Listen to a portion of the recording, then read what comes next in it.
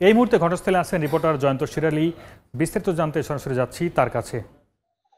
জয়ন্ত, ঢাকা খুলনা মহাসড়কের সদর উপজেলার ঘোষগাতিতে সকাল ঠিক 7:30টার দিকে এই দুর্ঘটনাটি ঘটেছে।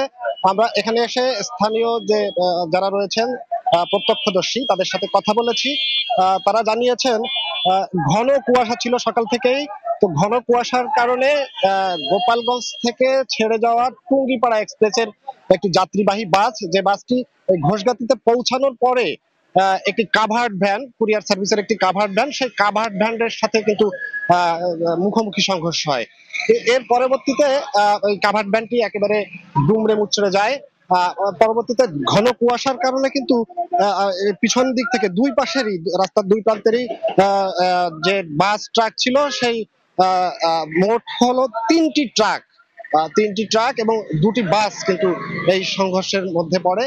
এই ঘটনায় কাভার্ড ভ্যানের যিনি চালক ছিলেন, সেই চালক নিহত হয়েছেন এবং 10 জনের মতো আহত হয়েছে। এদের মধ্যে 3 জনের অবস্থা গুরুতর, তাদেরকে গোপালগঞ্জ 250 শয্যা বিশিষ্ট জেনারেল হাসপাতালে ভর্তি করা হয়েছে। আর ঘটনার পর থেকে কিন্তু মহাসড়কে যান চলাচল বন্ধ ছিল। প্রায় 2 ঘন্টা যান চলাচল বন্ধ থাকার পর সীমিত আকারে যান চলাচল কিন্তু শুরু হয়েছে আরো 30 মিনিট আগে থেকে। এরপরে আমরা এখানে দেখেছি যে গোপালগঞ্জের যিনি জেলা প্রশাসক, তিনি ঘটনাস্থলে এসেছেন, তিনি ঘটনাস্থল পরিদর্শন করেছেন এবং যারা আহত হয়েছে তাদের খোঁজ খবর নিয়েছেন এবং রাস্তা পরিষ্কার করে দেওয়ার জন্য, অর্থাৎ যান চলাচলের উপযোগী করার জন্য তিনি পুলিশকে নির্দেশনা দিয়েছেন।